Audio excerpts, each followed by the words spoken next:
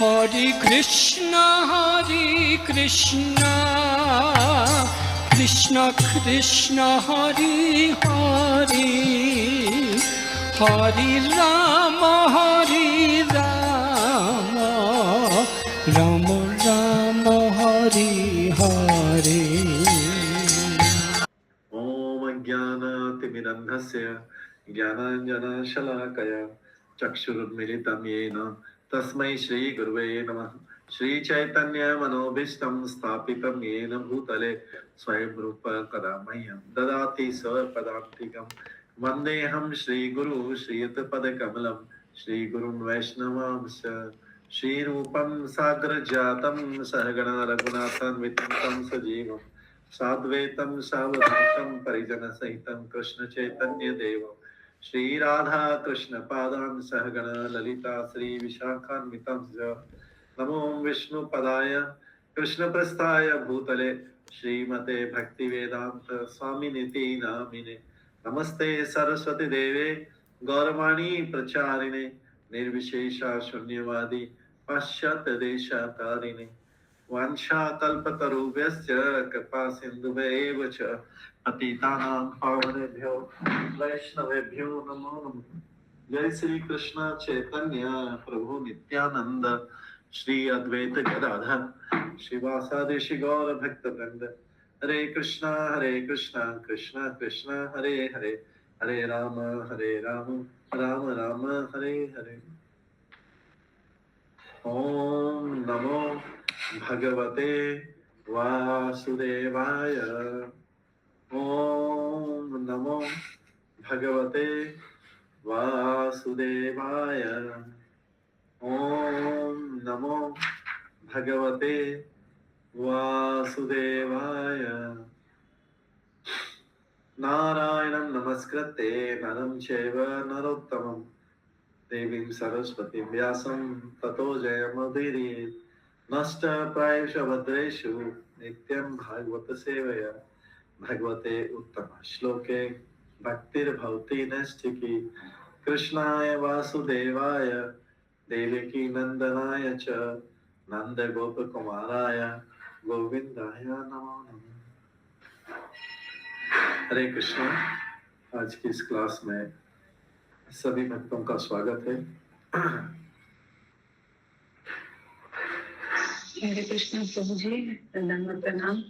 प्रभु जी 42 का पर्पट बाकी था, तो 42 शेयर करूं या 43? यस।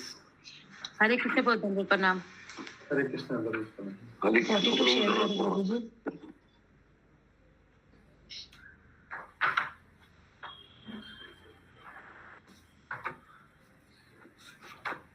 हरे कृष्णा प्रभु जी, दंडवत प्रणाम। हरे कृष्णा दंडवत प्रणाम।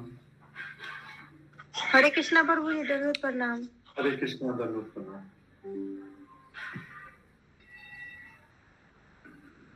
हरे कृष्णा प्रभु जी, दंडवत प्रणाम। हरे कृष्णा दंडवत प्रणाम।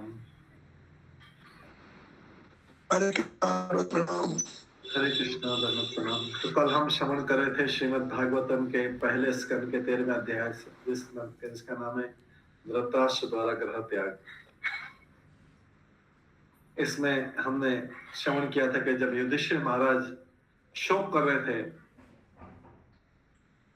धृतराष्ट्र गांधारी के जाने का शोक कर रहे थे, उसी समय नारद मुनि वहां पर उपस्थित हुए और नारद मुनि ने बोला कि हे धर्मराज, युधिष्ठिर से बोलते आप किसके लिए शोक कर रहे हैं?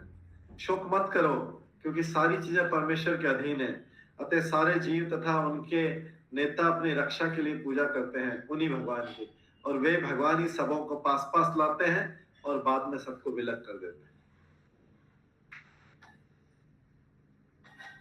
और इस प्रकार बता रहे हैं कि जैसे एक बेल एक लंबी रस्सी से बेल को उसकी नाक में एक रस्सी बांधी जाती है, उसके द्वारा उसको नियंत्रित किया जाता है, बेल बंधन में रहता है, उसी प्रकार ये सारा जगत, सारी मनुष्य जाति विभिन्न वैदिक आदेशों से बंधकर परमेश्वर के आदेशों का पालन करने के लिए बद्ध है। उसको परमेश्वर का सारी मानव जाति को, चाहे वो आस्तिक हो नास्तिक हो, भगवान को मानता हो नहीं मानता हो, वो उसको उन नियमों का पालन करना पड़ेगा। भगवान के वैदिक आदेशों में जो नियम है, सर्वोच्च सत्ता के आदेशों का पालन करने के लिए बाध्य होना। तो तात्पर्य प्रत्येक जीव, चाहे मनुष्य हो, पशु या पक्षी, यही सोचता है कि वह स्वतंत्र है, किंतु वास्तव में भगवान के कठोर नियमों से कोई भी स्वतंत्र नहीं है। भगवान के नियम कठोर हैं क्योंकि किसी भी परिस्थिति में उसका उल्लंघन नहीं किया जा सकता। धूर्त लोग मनुष्य निर्मित नियमों से बच सकते हैं। हम यहाँ की ट्रैफिक लाइट से बच सकते हैं, ट्रैफिक सिग्नल क्रॉस कर लिया या कोई क्राइम कर लिया, कोई अपराध कर लिया, बच जाएंगे, कोर्ट से सजा नहीं मिल पाएगी, ये सब चीजें बच सकते हैं। लेकिन भगवान के नियमों में थोड़ा सा भी ढिलाई नहीं, वहां से कोई बच नहीं सकता। परमेश्वर के ऐसे नियम विभिन्न अवस्थाओं में धर्म संहिता कहलाते हैं। धर्म का सिद्धांत ऐसा सब जगह ऐसा, धर्म का सिद्धांत क्या है? परमेश्वर के आदेशों का पालन करना। धर्म का सिद्धांत है परमेश्वर के आदेशों का पालन करना, यही धर्म है। लोगों के बनाए हुए जो धर्म है वो धर्म नहीं। ये धर्म किसी लोगों के द्वारा नहीं बनाए गए। धर्म जो है, जो भगवान के आदेश, धर्म तो साक्षात भगवत प्रणीत, भगवान का जो आदेश है वही धर्म है वास्तव, और उससे कोई बच नहीं सकता है। एक्चुअली भौतिक जगत की दशा कैसी, सभी जीव इस भौतिक संसार में अपनी अपनी रुचि से बंध गए। सारे जीव इस भौतिक संसार में अपनी अपनी रुचि के कारण, अपनी अपनी आसक्ति के कारण बंध गए। ये उन्होंने बहुत बड़ा रिस्क ले लिया है, बहुत बड़ा खतरा लिया। क्यों? अब उनको छुड़ाएगा कौन? और जन्म जन्मांतर से बंधे रहेंगे। अगर किसी को छूटना है तो उसका एकमात्र विधि है भगवान की आज्ञा का पालन करना, परमेश्वर की आज्ञा का पालन करना। और भगवान की आज्ञा किसमें दी है? भागवत गीता, भागवतम जैसे ग्रंथों में भगवान की आज्ञा दी। तो बंधन से छूटने की, इस संसार के बंधन बहुत बड़ा रिस्क है। संसार में बंधना, छुड़ाने वाला कोई नहीं बचेगा, सब लोग चले जाएंगे। एक एक करके व्यक्ति अकेला बंधा रहेगा, दुखी होता रहेगा। उसको एकमात्र उपाय है भक्ति की कृपा से, गुरु की कृपा से, भगवान की कृपा से वो बंधन से छूट सकता है। और ये इसलिए जरूरी है कि हम भागवत गीता और भागवतम के उपदेशों का पालन करें।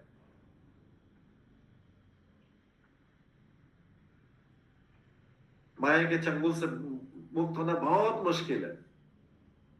व्यक्ति कष्ट पाता रहेगा, पूरे जीवन भर कष्ट पाता रहेगा। माया के चंगुल से कोई इसको छुड़ा नहीं पाएगा जब तक कि भगवान के भक्त की, भगवान के साधु की, गुरु की, भगवान की कृपा नहीं।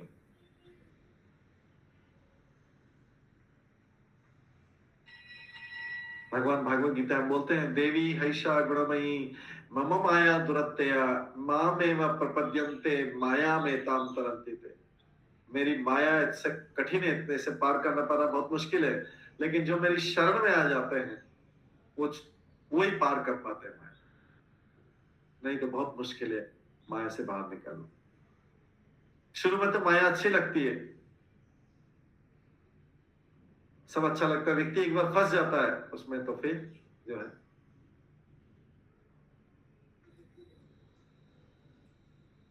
लेकिन उससे बाहर करना, बहुत बाहर निकलना बहुत मुश्किल है। जैसे यहाँ के देश के या राज्य के नियमों का उल्लंघन करने पर दंड भोगना पड़ता है, उसी प्रकार से भगवान के नियमों का उल्लंघन करने पर भी दंड भोगना पड़ता है। कोई स्वतंत्र नहीं है भगवान के नियम से।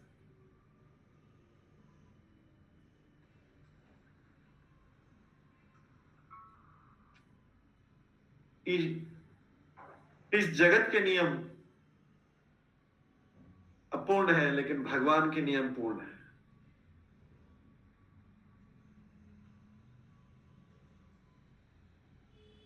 तो इसलिए जो शास्त्रों में आदेश हैं किस लिए दिए गए हैं? कि जीव उन आदेशों का, जो भागवत गीता और भागवतम में उन आदेशों का पालन करके संसार के बंधन से मुक्त हो जाए। इसलिए उसको इन शास्त्रों को, भागवत गीता, भागवतम और दूसरे शास्त्र जो ब्रह्म संहिता, ईशोपनिषद, उपदेशामृत और भी जो ग्रंथ है, इनको पढ़ के वो मुक्त हो जाए।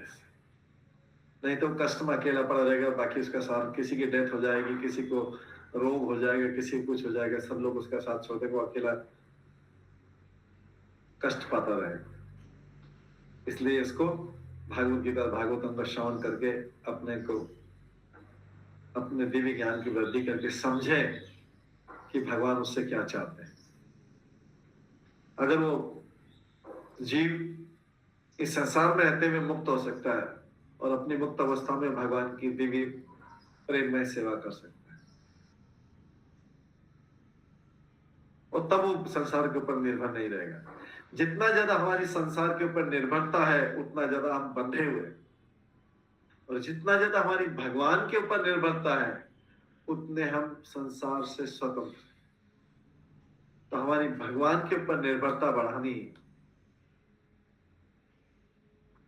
हर क्षण हमें कोई अनुभव होना चाहिए कि हम पूरी तरह भगवान के ऊपर निर्भर हैं।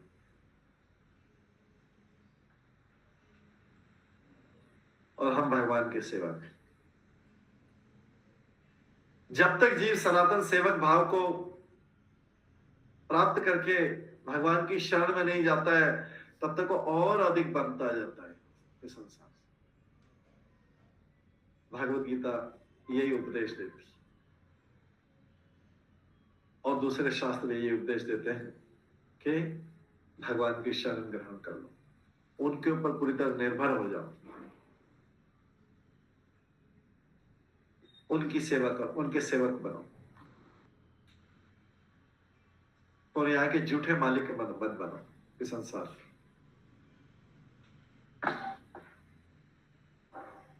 इसके बाद आगे ये कौन उपदेश दे रहा है? ये नारद मुनि उपदेश दे रहे हैं, युधिष्ठिर महाराज को उपदेश दे रहे हैं नारद मुनि। जिसकी संसार में जितनी कम निर्भरता रहेगी, जितना कम डिपेंडेंट रहेगा संसार के ऊपर, उतना वो स्वतंत्र है, उतना कम कष्ट पाएगा। जिस संसार से जितना ज्यादा बंधा हुआ है, जितना ज्यादा आसक्ति, उसके कष्ट उतने ज्यादा बढ़ते जाए, क्योंकि आसक्ति एक न एक दिन अलग होनी। वो आसक्ति का तो बंधन टूटना है। भगवान को ये चीज पसंद नहीं कि उनके अलावा और व्यक्ति संसार में किसी भी आसक्ति करे। आगे 43 श्लोक में बोलते हैं, यथा क्रीडोपस्कराणाम संयोग विगमो इह इच्छाय क्रीडितु स्याताम तथैव ईश इच्छाय नृणाम। जिस प्रकार खिलाड़ी अपनी इच्छा अनुसार खिलौनों को सजाता है तथा बिगाड़ता है, उसी तरह भगवान की परम इच्छा मनुष्य को पास पास लाती है और उनसे विलग भी कर देती है।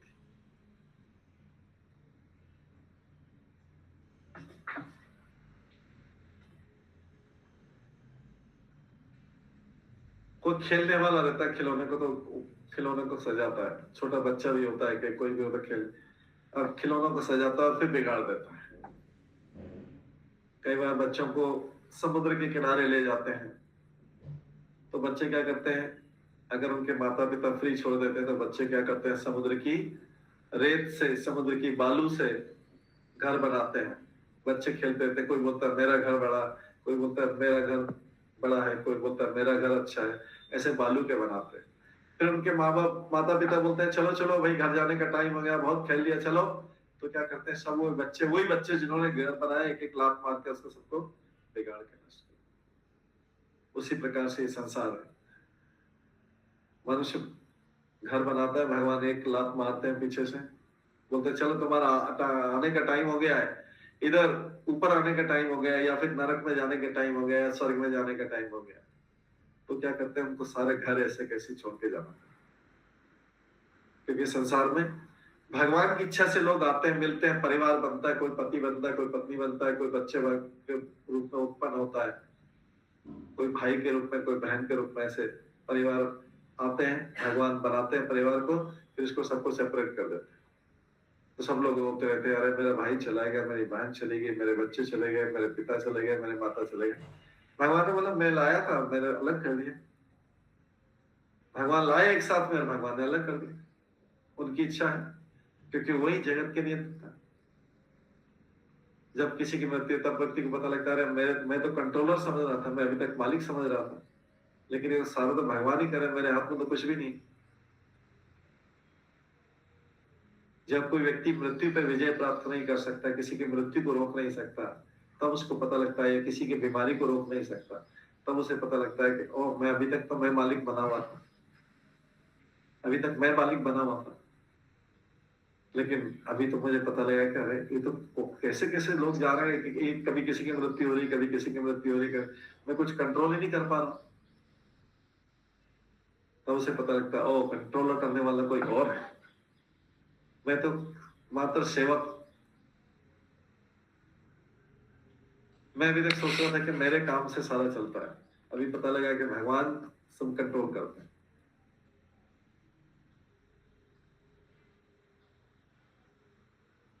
भगवान हमारे जीवन की प्रत्येक अवस्था की गतिविधि को चलाते हैं। एक एक चीज हमारे जीवन में, एक एक कार्य भगवान चलाते हैं हमारे जीवन में। हम चाहते हैं ये कार्य हो जाए, तो कई बार हो पाता है, कई बार नहीं हो पाता है। प्रयास हर कोई करे, लेकिन कई बार क्यों नहीं हो पाता है? कई बार वो कार्य क्यों नहीं हो पाता है? क्योंकि भगवान की इच्छा नहीं। हो पाता है तो हम सोच रहे हैं मैंने कर लिया,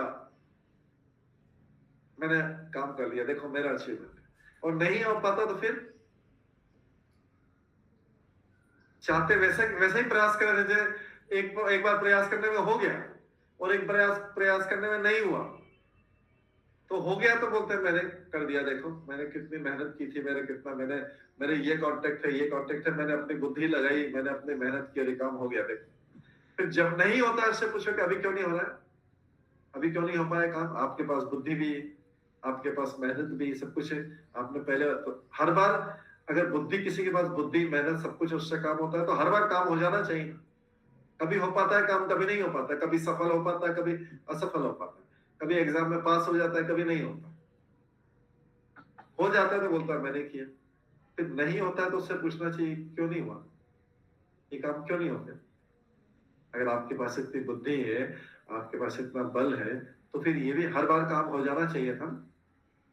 कुछ बार हो पाता है, कुछ बार क्यों नहीं हो पाता? इसका मतलब वो, उसको पता नहीं है कि काम किसी और की स्वीकृति से होता है। काम की स्वीकृति करने वाला कोई और है, व्यक्ति केवल मेहनत ही करता रहता है। कई बार मेहनत करने पे हो पाता है, बहुत मेहनत करने पे भी काम नहीं हो पाता।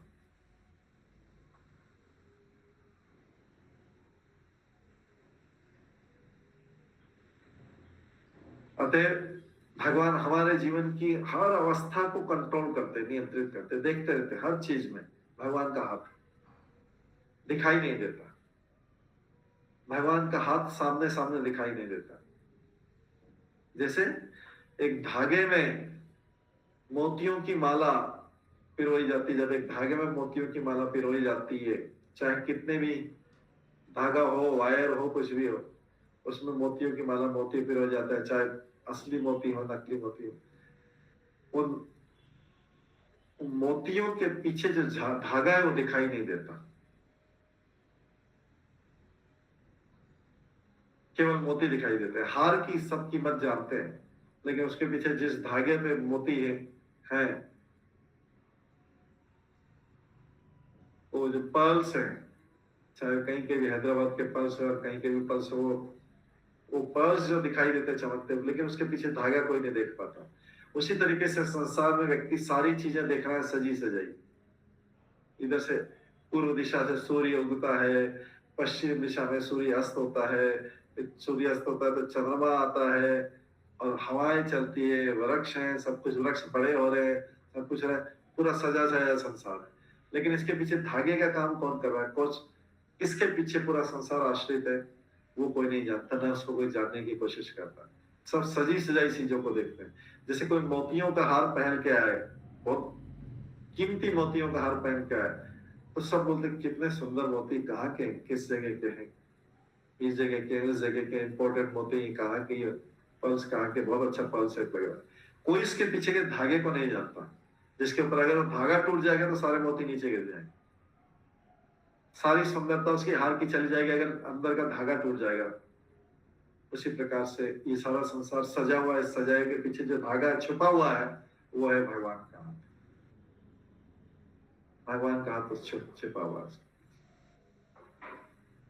ये लोग समझ नहीं पाते। संसार केवल सजीव चीजों को देखता है।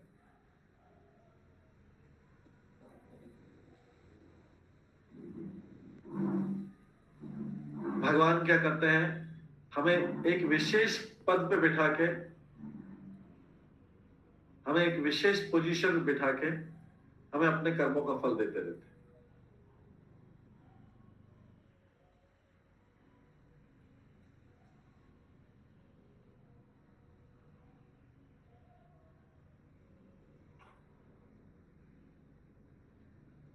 एग्जाम्पल देते हैं प्रभुपाद कि धनी मनुष्य का बच्चा संपन्नता के बीच जन्म लेता है,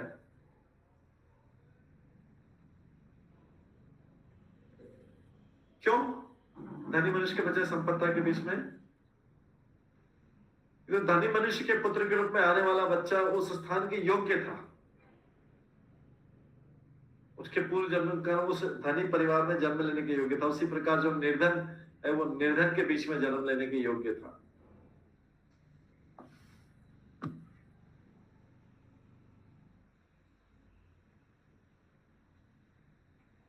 तो कोई चाहे धनी व्यक्ति हो चाहे कोई निर्धन व्यक्ति हो, उसके परिवार में लोग आके मिलते हैं और फिर बिछड़ जाते हैं। ऐसा नहीं कि धनी परिवार में लोग बिछड़ेंगे नहीं, विलग नहीं होंगे, किसी की मृत्यु नहीं होगी, किसी को बीमारी नहीं होगी, उसमें भी बराबर है।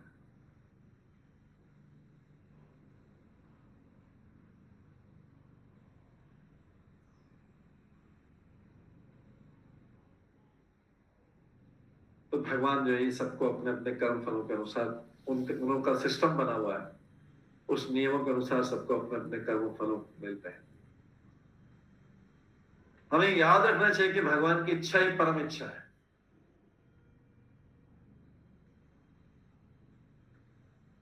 भगवान किसी भी नियम से बंधे हुए नहीं है, हम लोग नियमों से बंधे हुए, भगवान के नियमों से बंधे हुए।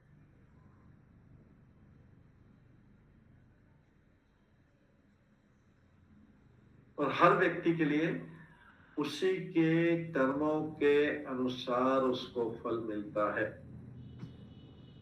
अगर किसी को कष्ट मिल रहा है, भगवान ने नहीं दिया है, उसके कर्मों के अनुसार मिल रहा है।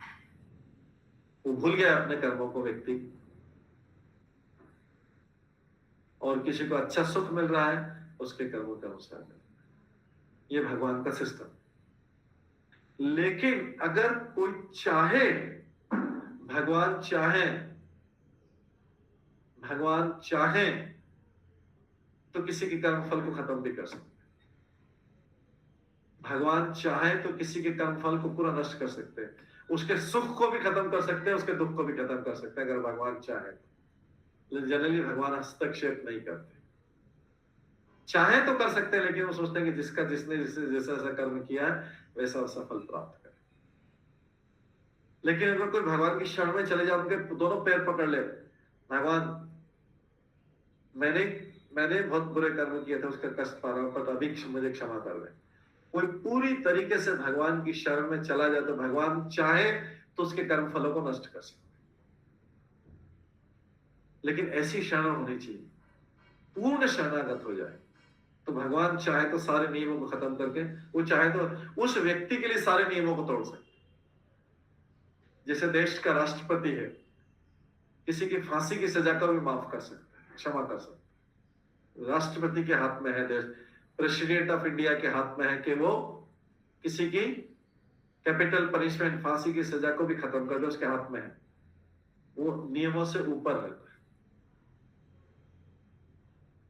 उसी प्रकार भगवान सारे नियमों से ऊपर है। वे चाहे अगर कोई उनकी शरण में चला जा रहा, ऐसी प्रार्थना करे तो भगवान कर सकते हैं। नहीं तो क्या सामान्य नियम क्या है, जिसने जैसा ऐसा कर्म किया है उसके अनुसार उसको फल मिलेगा। अगर किसी को कष्ट मिल रहा है तो उसको सोचना चाहिए कि मेरे लिए कोई भगवान ने कहीं दूर से नहीं लाए, मेरे ही अपने कर्मों का कष्ट मिल रहा है।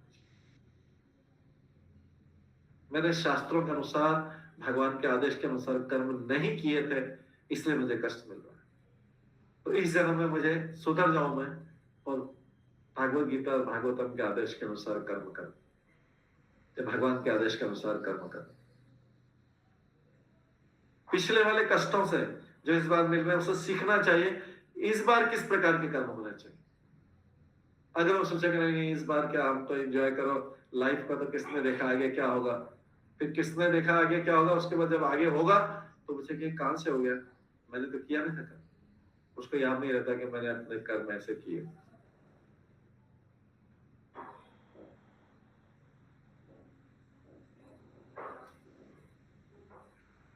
और भगवान किसी को दंड देने में, सुख देने में कोई गलती नहीं करते।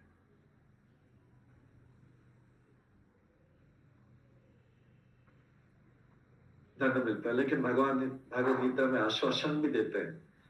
भगवत गीता में बोल रहे अगर कोई मेरी शरण में आ जाएगा तो मैं उसके सारे पाप और कष्ट खत्म कर दूंगा। शरण में आएगा, नहीं तो फिर जो नियम है उस नियम के अनुसार चलना। जैसे भागवत गीता के अंदर बोलते हैं सर्वधर्मान परित्यज्य माम एकम शरणं व्रज अहम त्वं सर्व पापेभ्यो मोक्षयिष्यामि मा शुचः। आप सारे धर्मों का त्याग करके मेरी शरण में आ जाओ, पूर्ण शरण में आ जाओ, एकमात्र मेरी शरण में आ जाओ, मैं आपके सारे पाप खत्म कर दूंगा। पाप खत्म हो जाएंगे तो सारे कष्ट खत्म हो जाएंगे। कष्ट तो पाप से ही आते हैं।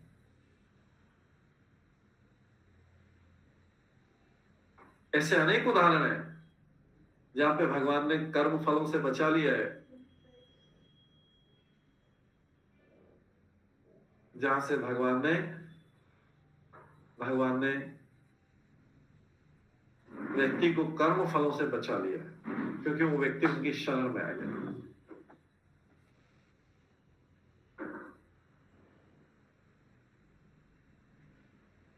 अजामिल का ऐसा उदाहरण है। अजामिल ने भगवान के नाम के जप के द्वारा, अंत समय में भगवान के नाम के जप के द्वारा उनकी शरण ले ली, तो उसके सारे पाप कर्म खत्म हो। भगवान किसी के भी कर्म फल बदलते, इसलिए भक्ति करने का ये लाभ है। कई लाभों में से एक लाभ ये भी है, कई लाभ है, लेकिन उसमें एक लाभ ये भी है कि अगर किसी को अपने पूर्व जन्म के पाप कर्मों को नष्ट करना है तो भगवान की शरण में चला जाए, नहीं तो वो पूर्व जन्मों के कर्म फलों का कष्ट कई कई जन्मों तक भोगता रहे।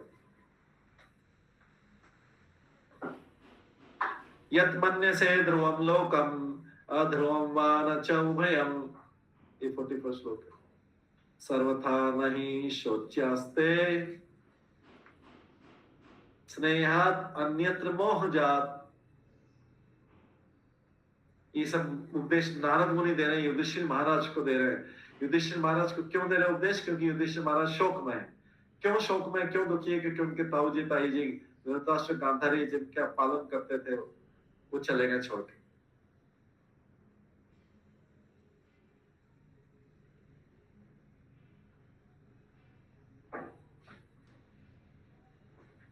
तो नारद मुनि बोलते हैं राजन, युधिष्ठिर से बोलते हैं राजन, सभी परिस्थितियों में है, चाहे आप आत्मा को नित्य मानो, सभी परिस्थितियों में चाहे आप आत्मा को नित्य मानो अथवा भौतिक देह को नश्वर मानो, अथवा प्रत्येक वस्तु को निराकार परम सत्य में स्थित मानो, या प्रत्येक वस्तु को पदार्थ तथा आत्मा का अकथनीय संयोग मानो, वियोग की भावनाएं केवल मोह जनित स्नेह के कारण, इसके अतिरिक्त कुछ भी नहीं है। इस संसार में जो संयोग और वियोग होता है, किसी के साथ मिलना और किसी के साथ सेपरेट हो जाना, किसी के साथ मिलना और किसी के साथ सेपरेट हो जाना, संयोग और वियोग की भावनाएं, ये केवल मोह जनित स्नेह है, वो वास्तविक स्नेह नहीं, केवल भ्रम है कि ये मेरे से विलग हो गया, ये मेरे से अलग हो गया, ये मेरे साथ जुड़ गया। ये केवल मोह जनित भ्रम है, क्योंकि भगवान ने उसके पास में लाए थे उसको अलग कर दिया। उसको कोई बोलता है मेरा ये भाई है, ये मेरा बहन है, ये मेरा पुत्र है, ये मेरी पुत्री है, ये मेरा माता है, ये मेरे पिता है। ये भगवान लाए थे हमको, किसी को हमारा माता पिता बनाया था, किसी को हमारे भाई बंधु बनाया था, किसी को हमारी संतान बनाया था। भगवान ने अरेंजमेंट किया था, इसको भेजा, इसको भेजा, इसको हमारे पुत्र के रूप में भेजा, इसको पुत्री के रूप में भेजा, इसको सबको इकट्ठा किया। हमने सोचा मेरा मेरा बड़ा परिवार हो गया है। अब भगवान ने बोला कि ठीक है, मैं अलग अलग कर रहा हूँ, अभी बहुत हो गया, 60-70 सालों में इसको अलग कर दिया, उसको अलग कर दिया, इसको अलग कर दिया, सब रोने लगते क्या हुआ, ये क्या हुआ। भगवान ने बोला जब मिलाया था तब तो कोई मेरे को जानता नहीं था, मैंने ही मिलाया था, मैंने अलग कर दिया। आपने क्यों आसक्ति पाली, आपने स्नेह, ऐसे स्नेह के बंधन में क्यों बंध गए आप। ये स्नेह का बंधन तो भ्रम है। मैंने तो बोला नहीं था कि आप बंधन में बंधो। भगवान ने जब किसी को पुत्र के रूप में दिया, पुत्र के रूप में दिया, भाई के रूप में दिया, बहन के, ऐसा तो नहीं बोला तुम इसे बंध जाओ सबसे, आसक्त तो रस्सी से बंध जाओ। भगवान ने भेजे थे, ठीक है, समझ लो। अब हम उसमें क्या, उस बंधन में बंध गए, बहुत बड़े बड़े रस्से से बंध गए, रस्से से बांध लिया अपने आप को। ये मेरा ये है, ये मेरा ये है, ये मेरा, बड़ी मोटी मोटी रस्सी से बांध लिया। अब भगवान ने उसको रस्सी को काटा और अलग कर दिया, तो हम लोग रोने लगे, चीखने चिल्लाने लगे, अरे ये तो मेरी संतान थी, ये चली गई, अरे ये तो मेरे भाई थे, वो चला गया, मेरी बहन वो चले गए, अरे मेरे माता चले गए, मेरे पिता चले गए, मेरी पति चले गए, मेरा पति चला गया, मेरी पत्नी चले गई।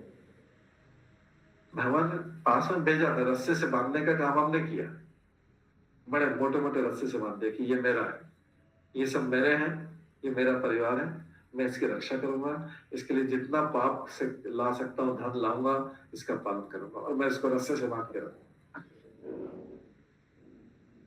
भगवान लाए थे, उन्होंने अलग कर दिया। तो अभी युधिष्ठिर को क्यों समझाना नारद मुनि, क्योंकि उनके ताऊजी ताई जी अचानक चले गए, घर छोड़ के चले गए, हिमालय की तरफ तपस्या करने चले गए। तो जो बोल रहे कि स्नेह जो का बंधन तुमने बांधा था, स्नेह का बंधन तुमने बांधा था, तुमने भ्रम के कारण बांधा था।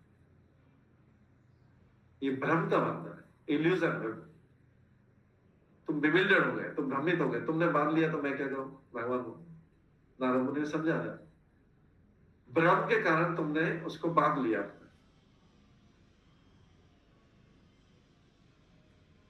तो भगवान क्या कर सकते हैं, भगवान पास लाए थे आपके, बांधने का नहीं बोला था, आपने तो मोटे वाले रस्से से बांध लिया, ये मेरा है, ये भी मेरा है, ये भी मेरा है, ये भी मेरा है, और बाकी सब पराया है, बाकी सब पराया है।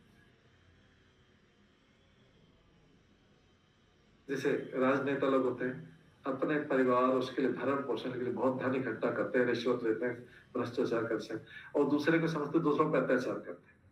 क्यों, वो दूसरे ये वाले मेरे, इनके लिए मैं सारे पाप कर सकता हूँ, मेरे मोटे मोटे रस्से से बंधे हुए ये सब मेरे लोग हैं। तो भगवान उसमें से रस्सा काट काट के अलग करके दे, वो चला गया, वो चला गया, वो चला गया, वो फिर उन्हें, अरे वो चला गया, वो चला गया। भगवान ने तो मोटे रस्से से बांधा नहीं था, हमने सोचा कि पक्के हो गए, अब तो संबंध पक्का है। तो ये सब भ्रम के कारण है।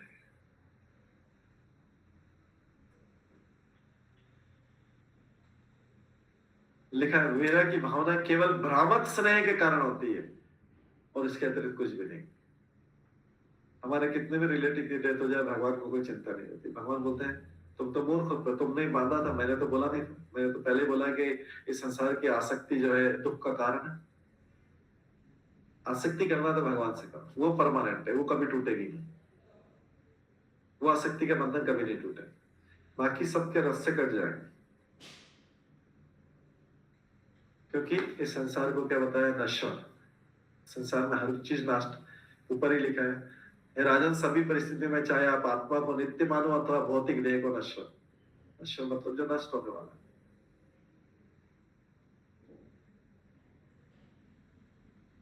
यहाँ के संसार के सारे बंधन कटने वाले हैं, सारी रस्सियां कटने वाली। ये भागवत गीता के वचन है।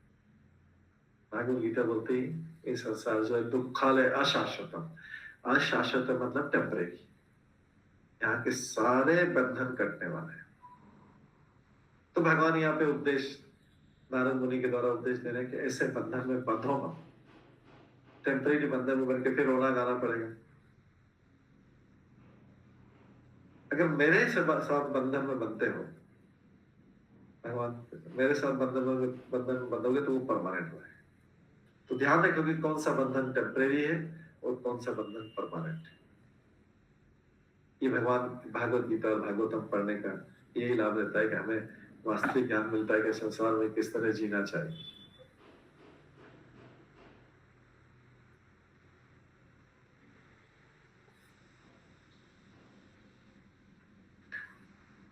इसके पश्चात 45 श्लोक में बोलते हैं, और ये संसार नश्वर क्योंकि संसार में सारी चीजें 5 तत्वों से बनी हुई है, पृथ्वी, जल, अग्नि, वायु, आकाश। ये सब भौतिक प्रकृति के 5 तत्व हैं। और ये 5 भूत जो है, 5 भूत हैं, ये अलग होने ही है। ये पंचभूत का शरीर जो है, जब इसको जला दिया जाता है तो 5 भूत जो है, पृथ्वी में मिल जाती है, अग्नि में मिल जाती है, जल में मिल जाता है, वायु में मिल जाती है, आकाश में मिल जाता है। तो इसलिए इसको परमानेंट नहीं समझना। मनुष्य जब इन 5 चीजों से बना है, 5 चीजें लोन पे मिली है उसको पृथ्वी मिली, पृथ्वी तत्व मिला, उसको अग्नि मिला, उसको जल मिला, उसको आकाश मिला, इससे मिलकर शरीर बना। लोन पे है शरीर। लोन पे किस लिए दिया गया है? क्योंकि इससे भगवान की भक्ति करके ये लोन को छोड़ दो यहां से और चले जाओ।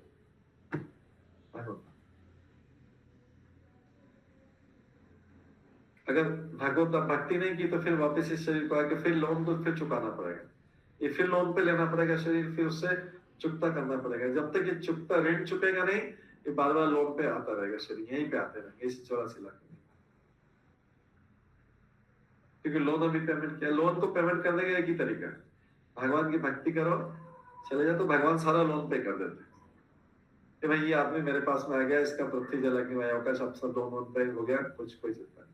लेकिन अगर कोई भगवान की भक्ति शरीर से नहीं कर रहा तो उसको फिर से आना पड़ेगा लोन पे, फिर मेहनत करना पड़ेगी, फिर लोन पे करने का, फिर लोन पे नहीं किया, फिर अगली बार आना पड़ेगा, बार बार आते रहना पड़ेगा।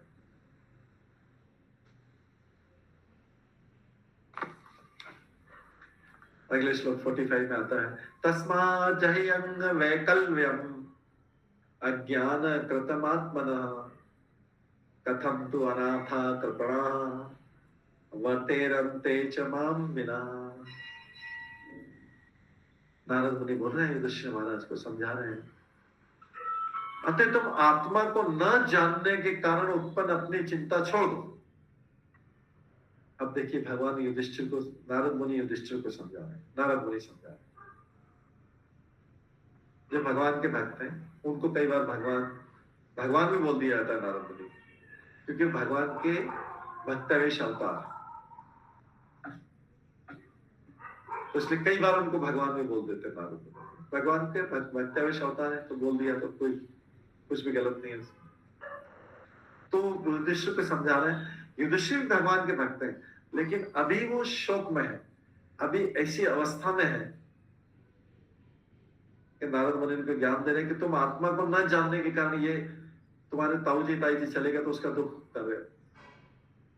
तुम तो आत्मा हो, तुमको शरीर से क्या मतलब है? शरीर को तो इसलिए दिया गया है कि आत्मा अपना काम करे और भगवान के धाम जाए, इसलिए शरीर को दिया गया।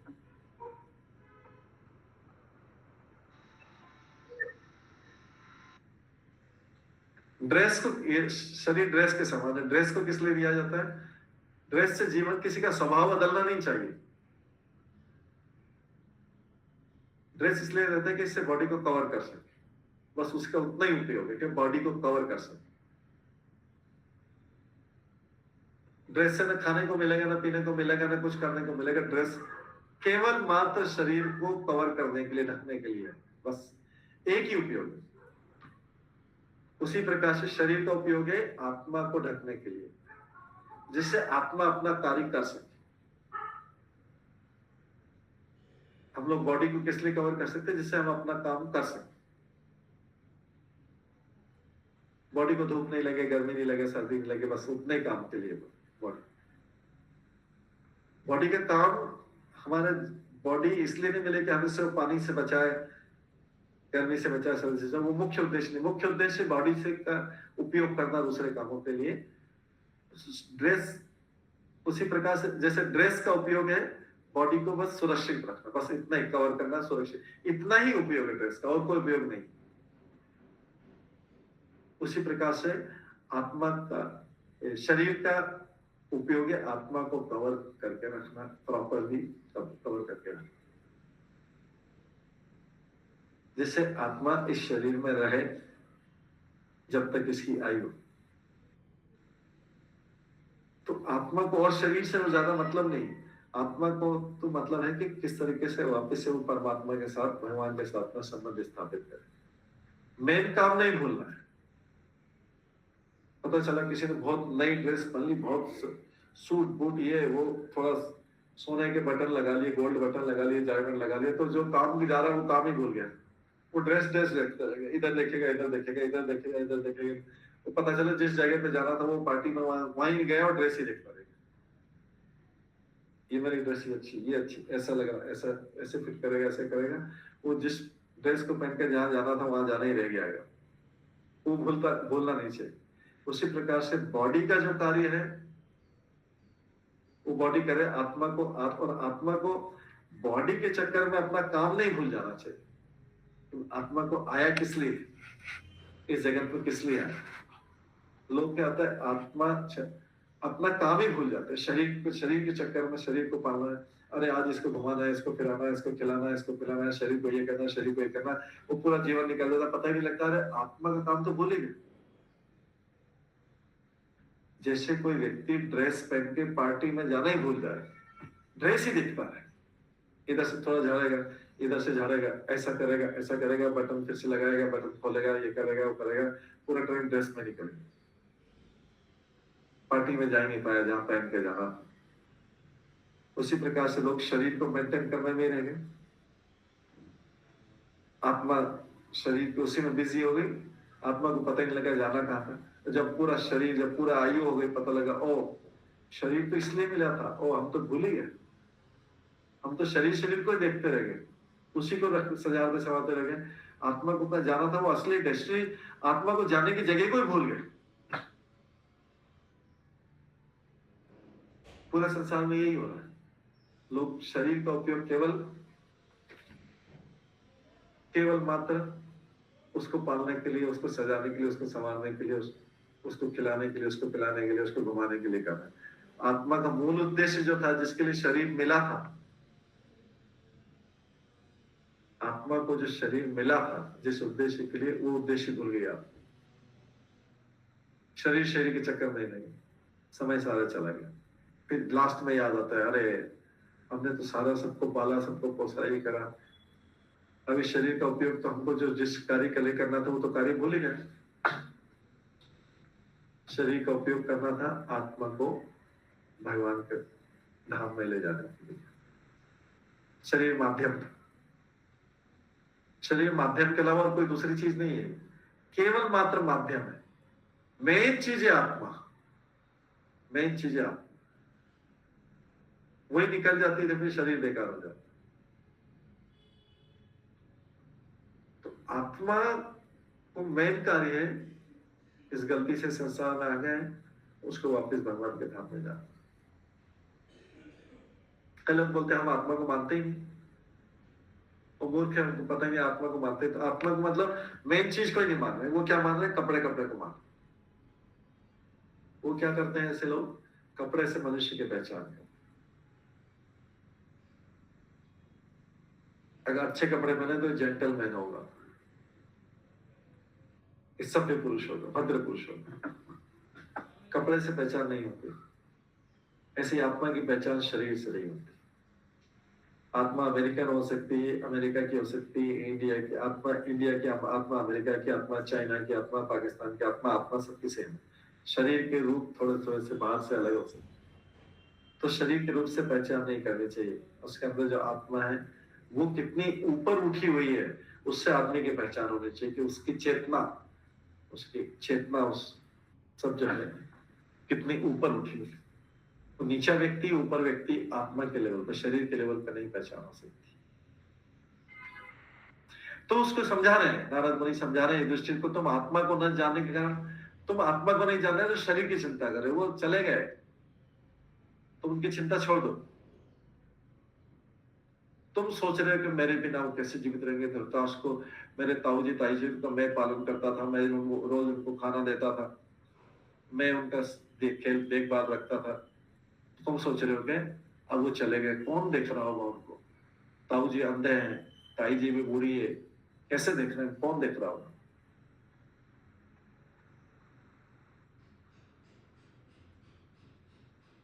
हम सोचते हैं, संसार में हर संबंधी सोचता है कि मैं हूं, इसके कारण मेरे सारे सगे संबंधी मेरे ऊपर निर्भर है। वो सोचता है कि भगवान जैसी कोई चीज ही नहीं, भगवान है ही नहीं, मैं ही तो सबको देख रहा। अगर मैं नहीं, वो ताऊजी ताईजी छोड़ के चले गए बेचारे, अब तक चले गए होंगे, मर गए होंगे, मृत्यु हो गई होगी, क्योंकि मैं तो हूं ही नहीं, मेरे अलावा पालन कर सकता है। ऐसी भागवत माता है जो भरत है, भरत महाराज, वो सोच रहे थे हिरण का पालन मैं नहीं करूंगा तो कौन करेगा?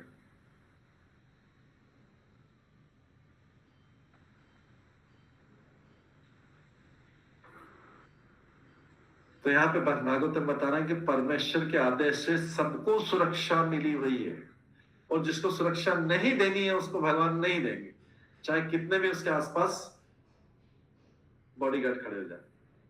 हमने देखा इंडिया में दो प्राइम मिनिस्टर को मार दिया गया। इंडिया में 2 प्राइम मिनिस्टर को मार दिया गया, प्राइम मिनिस्टर को मार दिया गया। आसपास कितनी सुरक्षा थी, कितने सारे लोग थे आसपास, मशीन गन लेके खड़े थे, सब कुछ थे, फिर वो मार दिया गया। और एक सड़क पे जो भिखारी चलता रहता है उसको कोई नहीं मारता, कोई सुरक्षा नहीं, कुछ भी नहीं, ऐसे इधर उधर घूमता रहता। लेकिन प्राइम मिनिस्टर के दो आसपास पूरा घेरा, 2 घेरे 3 घेरे ऐसे करके उसमें मार दिया गया। तो भगवान व्यक्ति को सुरक्षा, इसका मतलब है सुरक्षा देना भी भगवान का। किसी को एकदम घेरे में मार देते हैं, और किसी को सड़क पे घूमता रहता है, उसको कोई नहीं मारता, कोई कुछ नहीं कर सकता। तो सुरक्षा, असली सुरक्षा कौन प्रदान करता है?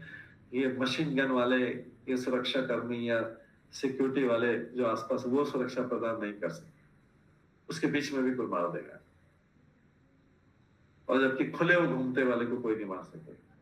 तो सुरक्षा भगवान प्रदान करता है। उसको कितनी देनी सुरक्षा, ये भगवान प्रदान करता है।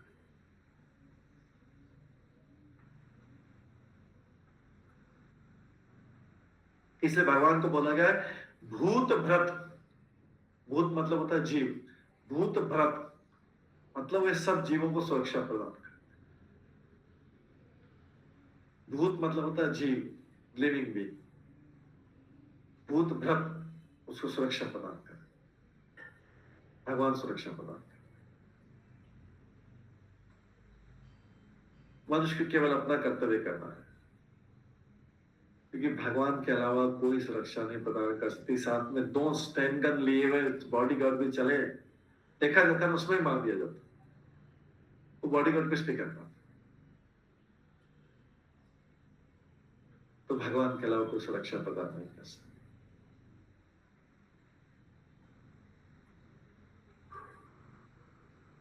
ये कौन समझा रहा है? नारद मुनि समझा रहे हैं। किसको समझा रहे हैं? युधिष्ठिर को समझा रहे हैं। क्यों समझा रहे हैं? क्योंकि युधिष्ठिर को लग रहा है कि उनके ताऊ ताई जी को कौन सुरक्षा प्रदान करेगा, रात में घर छोड़ के निकल गए, कौन खाना देगा, कौन उनको संभालेगा, ये चिंता कर रहे हैं। नारद मुनि बोले तुम्हें चिंता करने की जरूरत नहीं, चिंता करने वाले का वो कोई और है, वो किसी और का काम है। तुम्हारा काम क्या है? तुम्हारा काम है उस चिंता, जो सबकी चिंता करता है, उस भगवान की भक्ति करना, ये तुम्हारा काम है। सुरक्षा क्या, किसको कैसे खाना देना है तुम्हारा काम नहीं। ये उपदेश, ये भगवान बताना चाहते। इसके बाद 46 श्लोक नंबर से आता है, काल कर्म गुणाधीन देह अयम पंच भौतिक कथमन्यान् तु गोपायेत सर्पग्रस्त यथा परम।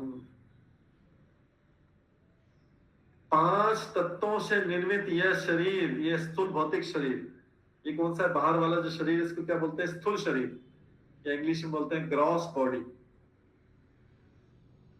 5 तत्व वाला इसको बोलते हैं स्थूल शरीर। 5 तत्व कौन से हैं? पृथ्वी, जल, अग्नि, वायु, आकाश, उनसे बना हुआ है। ये किसके अधीन है? ये काल के अधीन है, ये कर्म के अधीन है और भौतिक प्रकृति के अधीन है। इतने लोग इसको कंट्रोल करते हैं। हम सोचते हैं हम सब प्रकृति के अधीन है। प्रकृति चाहे तो सब उलट पुलट कर सकती है। प्रकृति स्वयं भगवान की शक्ति, बहिरंगा शक्ति। तो ये शरीर जो है काल के अधीन है। काल मतलब समय के साथ साथ ये ओल्ड होगा, बूढ़ा होगा, बीमारी होगी और फिर मृत्यु होगी। इसका मतलब काल कंट्रोल कर रहा है ना, समय कंट्रोल कर रहा है ना इसका शरीर। कर्म के अधीन। कर्म के अधीन किसे? हमें अच्छा, अगर हमने अच्छा कर्म किया तो शरीर सुख पाएगा, अगर बुरा कर्म किया तो शरीर दुख पाएगा। तो कर्म भी इसको कंट्रोल कर रहा है। और फिर प्रकृति कर रही, कभी तेज हवा आ सकती, कभी आंधी आ सकती, कभी तूफान आ सकता है, कभी बाढ़ आ सकती, कभी सुख आ सकता है। हम सब लोग उससे प्रभावित होते हैं। तो इस शरीर को इतने सारे लोग कंट्रोल कर रहे हैं। काल, कर्म, भौतिक प्रकृति कर रही है। तो किस तरह से ये शरीर दूसरों की रक्षा कैसे कर सकता है? अरे ये तो स्वयं ही काल के अधीन है। इसका पता नहीं इसको कब बुढ़ापा आ जाएगा, इसको कब बीमारी आ जाएगी, इसको कब मृत्यु हो जाएगी। ये तो खुद ही कर्म के अधीन है और खुद ही प्रकृति के अधीन है, प्रकृति के गुणों से प्रभावित। तो फिर ये शरीर जो स्वयं ही किसी के अधीन है, ये दूसरों को कैसे रक्षा कर सकता है? ये दूसरों को कैसे रक्षा कर सकता है? कैसे सोच लेता है कि मैं दूसरों की रक्षा करूंगा? स्वयं तो कंट्रोल है, स्वयं को तो कोई दूसरा कंट्रोल कर रहा है और दूसरों को कंट्रोल कैसे सोचते? माता पिता सोचते हैं हम बच्चों को आश्रय दे रहे। कभी किसी बच्चे की मृत्यु हो जाती है तो ऐसे कुछ कैसे से, जैसे बच्चे की युवा अवस्था में मृत्यु होगी, माँ बाप तो उसकी रक्षा नहीं कर पाए, लेकिन माँ बाप सोचते हैं हम रक्षा करते हैं। वास्तव में सबकी रक्षा भगवान करते हैं। वो स्वयं ही जो व्यक्ति है जो सर्प के मुख में फंसा हुआ है, मतलब सर्प का मुख मतलब काल। काल की तुलना सर्प से की गई। तो दो प्रकार से तुलना की जाती है। एक तो सर्प दूर से आ रहा है, कोई अजगर है, पाइथन है, वो खाने के लिए आ रहा है, धीरे धीरे धीरे धीरे आ रहा है। मतलब एक एक दिन कम होता जा रहा है, एक एक दिन कम होता जा रहा है। आयु में से एक दिन। इसका मतलब वो सर्प जो है पास में आता जा रहा। जब आयु पूरे आने वाले होगी, सर्प पूरा खा जाएगा। वो काल रूपी सर्प काल की तुलना सर्प से की गई समय। और एक और तुलना भी की गई है कि ऑलरेडी, ये तो एक तुलना होगी कि उधर से सर्प चल के आ। एक और तुलना है कि सर्प ने ऑलरेडी, अजगर ने ऑलरेडी पकड़ लिया उसको। कभी आपने अजगर को देखा है? अजगर कहीं टीवी में देखा, अजगर पकड़े रखता है, जीव को पकड़े रखता है, एकदम नहीं खाता, एकदम पूरा नहीं खा लेता। पहले क्या करता है, उसको बहुत देर तक पकड़े रखता है। सर्प भी ऐसे ही करता है, पकड़ते धीरे धीरे उसकी श्वास कम होती जा रही, धीरे होती जाती। फिर इसके बाद उसकी श्वास जब बंद हो जाती तो फिर वो अपने मुंह में उसको निगल लेता है, लेकिन तब तक पकड़े हुए। ऐसे सारे जीव ऑलरेडी काल मतलब अपने समय, काल मतलब मृत्यु, उसके पहले पकड़ लिया गया। अब बस हम लोग क्या कर रहे हैं, खाली श्वास ले रहे हैं। ऑलरेडी काल ने हमको समय में कि मृत्यु हमारी फिक्स हो गई, ये इसको 60 साल के लिए पकड़, 70 साल के लिए मान लिया इसको पकड़, हमको 70 साल के लिए पकड़, 70 साल तक ही रहेगी। तो 70 साल तक हमको श्वास लेने दिया जाएगा। ये सर्प जो है हमको 70 साल तक श्वास लेने देगा। जैसे ही 17वां साल आएगा, ये हमको श्वास लेना बंद करके खा जाएगा। तो हर कोई व्यक्ति काल के मुख में ऑलरेडी है, वो दूसरों को कैसे रक्षा कर सकता है? जो ऑलरेडी सर्प के मुख में है, तो इस संसार में कोई भी व्यक्ति दूसरे की रक्षा नहीं कर सकता, केवल एकमात्र भगवान ही रक्षा कर सकता।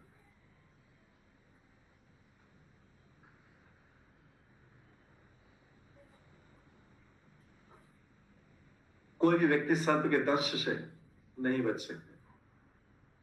अतः काल सर्प अथवा प्रकृति के गुणों के चंगुल से बचने का सर्वश्रेष्ठ उपाय है भगवान की भक्ति करना।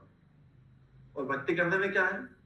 इतना इजी, भगवान के बारे में सुनना, भगवान के बारे में बोलना, भगवान का नाम जाप करना, भगवान का स्मरण करना, भगवान की पूजा करना, अर्चना करना, भगवान को प्रणाम करना, भगवान के आदेशों का पालन करना, भगवान से अपनी मित्रता स्थापित करना और भगवान के लिए कुछ भी करने को तैयार रहना। बस इतनी तो है भक्ति तो यही।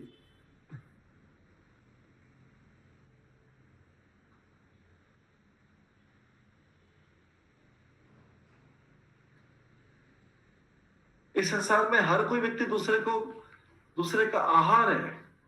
हर जीव दूसरे जीव का आहार है। ये बोला गया 47 श्लोक में बोला गया, अहस्तानि सहस्तानाम् अपादिना चतुष्पादमा फाल्गुनी तत्र महत्ताम जीव जीवस्य जीवनम। जीव जीवस्य जीवनम, एक जीव दूसरे जीव का आहार है। जो बिना हाथ वाले हैं, जो जीव, कई ऐसे जीव हैं जिनके हाथ नहीं, केवल पैर पैर है, ऐसे जीव हैं। जैसे सांप है, स्नेक, इसके हाथ नहीं, इसके पैर ही पैर। तो जो बिना हाथ वाले, उनको कौन मार सकता है? हाथ वाले मार सकते हैं। जैसे सर्प को मारना है तो मनुष्य क्या करेगा? एक लाठी से मार देगा, या शेर या कोई दूसरे व्यक्ति, या नेवला होता है, नेवला सांप को मार देता है, क्योंकि नेवले के हाथ भी रहते हैं, पैर भी रहते हैं। तो जो हाथ वाला है वो बिना हाथ वाले को मार सकता है।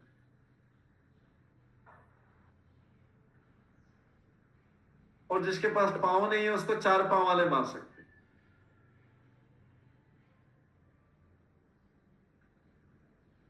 इस संसार में निर्बल जो है सबल के भोज्य। जो भी निर्बल है, जिसमें बल नहीं, उसको, जो बलवान है उसको खा लेता है। तो इस संसार में सामान्य नियम है कि एक व्यक्ति जीव दूसरे जीव का भोजन है।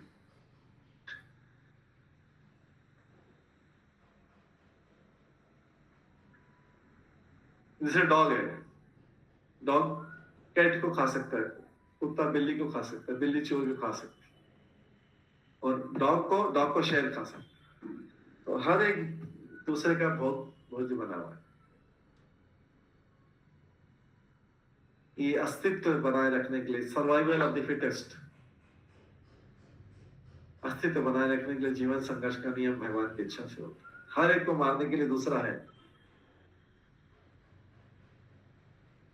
मनुष्य सबको मार सकता है, तो मनुष्य को मारने के लिए देवी देता है, ऊपर से पानी बरसा दिया, अर्थक्वेक कर दिया, कोरोना वायरस भेज दिया, बाढ़ कर दिया, मनुष्य मारा जाए। मनुष्य दूसरों को मार सकता था, लेकिन मनुष्य को मारने के लिए भी अरेंजमेंट है पूरा।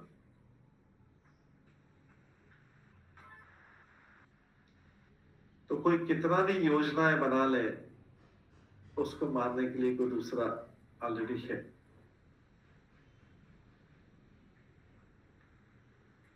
लोगों को कोरोना वायरस ने बिना घर के बाहर निकले मार दिया, अंदर ही मार दिया। कोई बोलेगा अरे घर से बाहर ही निकलेंगे तो कौन मारेगा हमें? कुत्ता भी नहीं काट पाएगा हमको, शेर भी नहीं, कुछ भी नहीं, हमको बाढ़ भी नहीं, ये भी नहीं, घर से बाहर ही नहीं निकलेंगे। वो कोरोना वायरस ने आके घर के अंदर ही मार दिया। एकदम जो अंदर भी बैठा था, जो एकदम अंदर, रूम के अंदर बैठा था, उसको भी मार दिया, अंदर घुस के मार।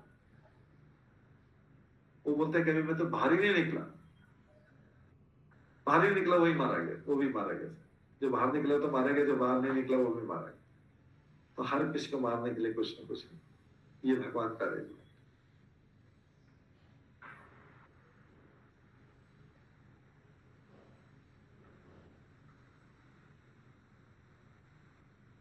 तो हर सबल जो है निर्बल को मार सकता है, भगवान की इच्छा से होता है।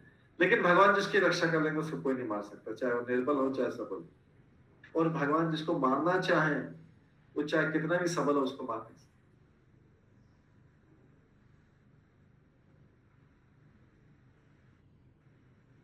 एक बार की बात है, एक छोटी सी स्टोरी से हम खत्म करते हैं इसको। सब कई सुनी अभी फिर। एक बार नारद मुनि और यमराज जो है एक सभा में जा रहे थे। नारद मुनि यमराज एक सभा में जा रहे थे। जब सभा में जाने वाले थे तो एक पक्षी जो पेड़ पे बैठा था उस पर वो जोर जोर से आवाज कर रहा था। तो यमराज ने उसकी तरफ आंखें डाली और फिर चुपचाप गाने लगे। नारद मुनि ने सोचा कि यमराज ने इसके ऊपर आंख डाल दी, मतलब अब इसकी मृत्यु हो जाएगी, क्योंकि यमराज जिसके ऊपर अपनी दृष्टि डाल देंगे उसकी मृत्यु हो जाएगी। तो नारद मुनि ने सोचा कि आप चलो सभा में, मैं आता हूं थोड़ी देर में। तो नारद मुनि की इच्छा से उसी समय गरुड़ पक्षी आया। गरुड़ पक्षी ने इस छोटे पक्षी को उठा के यहाँ से, नारद मुनि ने बुलाया गरुड़ पक्षी छोटे पक्षी जिसके ऊपर यमराज की दृष्टि पड़ गई थी, इसको लेके गरुड़ पक्षी हजारों किलोमीटर दूर, क्योंकि गरुड़ पक्षी बहुत तेजी से जा सकता है, हजारों किलोमीटर दूर एक गुफा में छुपा के आ गया उस पक्षी। उसने सोचा कि अभी यमराज की दृष्टि पड़ी तो इसकी मृत्यु हो जाएगी, तो अभी इसको ऐसी जगह छुपा देता हूँ कि ये मृत्यु नहीं। इस प्रकार गरुड़ चुपचाप आ गया और नारद मुनि को बोल दिया कि मैंने छुपा दिया उसको। नारद मुनि सभा के अंदर चले गए। अब आए वापिस से, दोनों सभा खत्म हुई तो सभा से बाहर आए। अब क्या था कि वो पक्षी को जिसको छुपाया था वो गुफा में था, गुफा में एक सांप था। वो सांप आया और पक्षी सो रहा था, सांप आया और सांप ने उस पक्षी को खा लिया।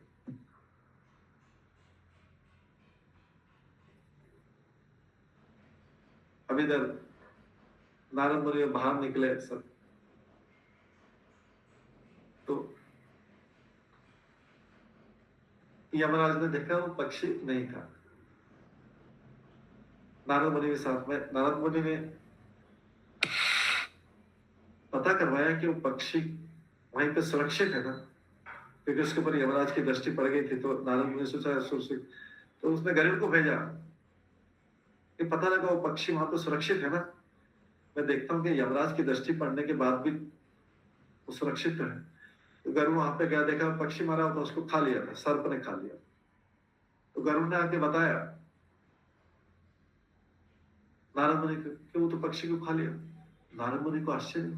नारद मुनि ने यमराज से पूछा कि कैसे वो आपकी उस पक्षी पे दृष्टि पड़ी थी जब हम जा रहे थे इधर सभा में, और मैंने उसको हजारों किलोमीटर दूर भेज दिया था कि आपकी दृष्टि पड़ी, इसका मतलब ये मर जाएगा, तो अभी मैं बचाने के लिए 1000 किलोमीटर दूर भेज दिया। तो यमराज बोला अच्छा आपने ही किया था क्या? मैं वही सोच रहा था कि इसकी तो मृत्यु आने वाली है अभी पक्षी की, और इसकी मृत्यु यहाँ पे नहीं होनी, इसकी मृत्यु तो होनी हजारों किलोमीटर दूर एक सांप के काटने से होनी थी इसकी मृत्यु। तो हुई कि नहीं हुई? मेरे को आश्चर्य होता है कि ये इतनी जल्दी कैसे पहुंच जाएगा वहां पे। ओ तो आपने ही अरेंजमेंट कर दिया, आपने वहां भिजवा दिया इतनी जल्दी, और उसको वो सांप के काटने से बचते। वही मैं सोचा था कि इतनी जल्दी, अभी तो मेरे सभा में जाने में अंदर मैं जा रहा हूँ, अंदर ये यहाँ पे बैठा हुआ, अभी इतनी जल्दी कैसे पहुंच जाएगा वहां? तो ये आपके माध्यम से सब कुछ होना था। एक्चुअली इसकी मृत्यु हजारों किलोमीटर दूर एक सांप के काटने से ही होनी थी, तो आपने वो काम कर दिया। तो नारद मुनि बोला कि ये तो आपकी दृष्टि पड़ गई, मतलब उसकी मृत्यु निश्चित। तो इसलिए जिसकी यमराज मतलब भगवान के प्रतिनिधि, तो भगवान ने जिसको मारने का डिसाइड कर लिया, उसको चाहे 1000 किलोमीटर दूर भी कोई और पहुंचा देगा और वहां पे उसकी मृत्यु हो जाएगी, अगर वहीं पे होनी मृत्यु। तो यमराज सोचा था कि इतनी जल्दी कैसे, मैं तो अभी इसकी मृत्यु में कुछ समय सांसे, और 1000 किलोमीटर दूर होने कौन पहुंचाएगा इसको वहां पे? तो देखिए गरुड़ ने उसको पहुंचा दिया, छुपाने के लिए पहुंचा दिया, और वहां जाके उसकी मृत्यु। तो इसलिए जो है ये जीव की ये दशा है कि इसमें हर व्यक्ति की मृत्यु भगवान के द्वारा लिखी गई, लेकिन जीव अपनी रक्षा करने का प्रयत्न करता रहता है, बजाय कि वो भगवान की भक्ति करने के वो सारे उपाय सोचता रहता है।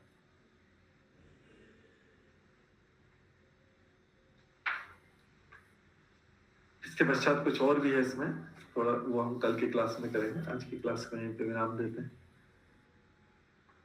हरे कृष्णा प्रभु जी, कोटि कोटि प्रणाम। कोटि कोटि प्रणाम। हरे कृष्णा प्रभु जी, सादर प्रणाम। हरे कृष्णा सादर प्रणाम। हरे कृष्णा प्रभु जी, प्रणाम। हरे कृष्णा प्रभु जी कोटि कोटि प्रणाम। हरे कृष्णा प्रभु जी सादर प्रणाम। हरे कृष्णा। सभी भक्तों का बहुत बहुत धन्यवाद। एक बार हरे कृष्ण महामंत्र का जप करें। हरे कृष्णा हरे कृष्ण हरे हरे राम हरे राम हरे कृष्ण हरे कृष्ण